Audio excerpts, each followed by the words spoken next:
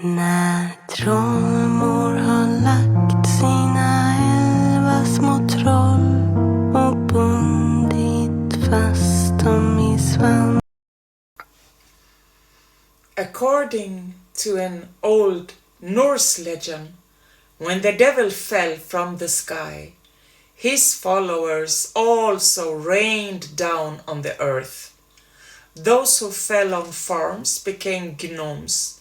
Those around the compounds became wights. Those who fell in lakes became mermaids and nymphs. And those who fell in the forest became elves or fairies.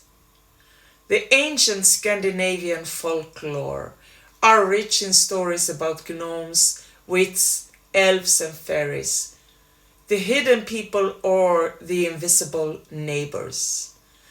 But there were even more important creatures that the human needed to respect during pre-Christian times, and that was the gods, the Aesir, and the giants. What we call up north troll or jötnar. Both Aesir and the giants were told to exist long before the creation of human beings. Hey, you perfect soul! I am Sophia, PhD sociology and author within self-help spirituality, fantasy action and sociology. I grew up in southern Sweden, in Småland, lands of small, which was already populated at least 8000 BCE. This land of the small were thriving during Viking Age and rebelled against kings and the church when they, during the Dark Middle Ages, tried to take control. Småland is abundant of magical forests, and there are many legends about supernatural beings and human encounters, many of which were told to me by my loving and wise grandmother.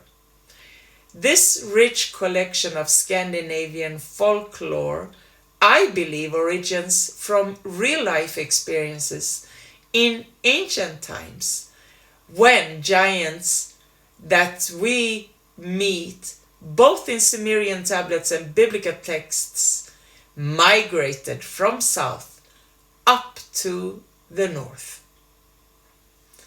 Tomte, tontu, or tusser, gnome or pixie, was a small, elderly man with grey hair, a long beard, and grey clothes with a hood. They were considered to have special missions in nature and towards people. They could be both helpful protectors and dangerous punishers, depending on how the people behaved. It was important to know how to show respect, take care of the chores, and give offerings. The gnomes were in general shy but powerful beings. The gnomes' main task was to look after the farm and the livestock. The gnome was an underground or farm-bound being, i.e., he was either connected to nature or tied to a specific farm. Gnomes were the beings who were considered to live closest to humans, often in an outbuilding or a barn.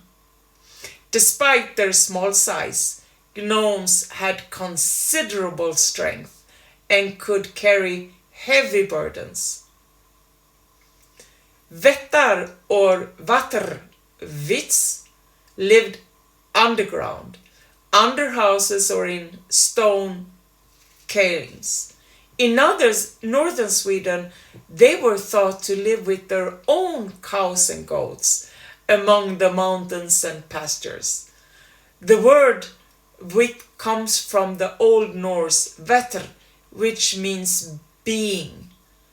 They were described as small, grey, like human, of both sexes with hoods or caps. They also had powerful magic, and they were tied to special stones or trees in the farm.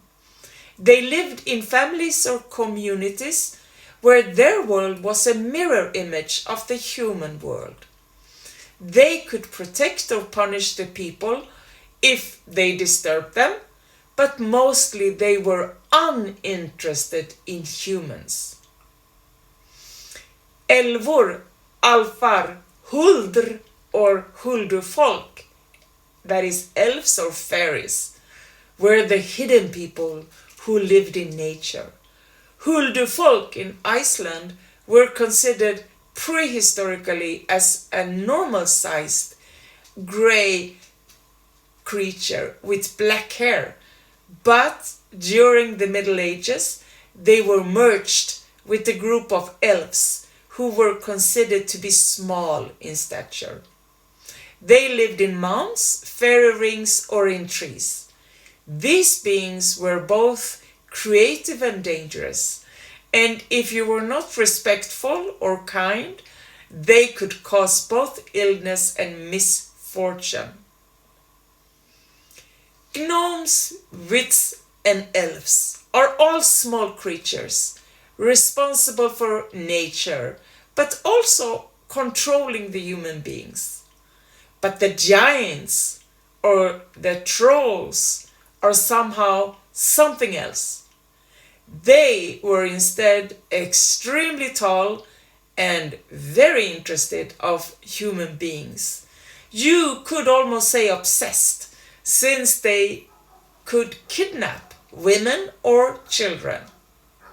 The pre-Christian trolls, the giants, or jötnar, or jötun, or purs, or rissi, or bjergfolk, were described as gigantically large and strong and magical.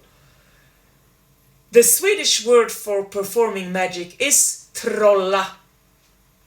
The giants, the jötnar, were seen as cosmic and ancient beings, and they were connected with the Aesir. Thor is described as a giant and Odin as half jötun. The giants also loved gold, which they had a lot of in their mountain castles. Gigantically large, magically skilled, and obsessed with gold and humans, here we have a clear parallel to both Anunnaki in Mesopotamia and Yahweh in the Bible, which I will talk more about in next video. Bye for now.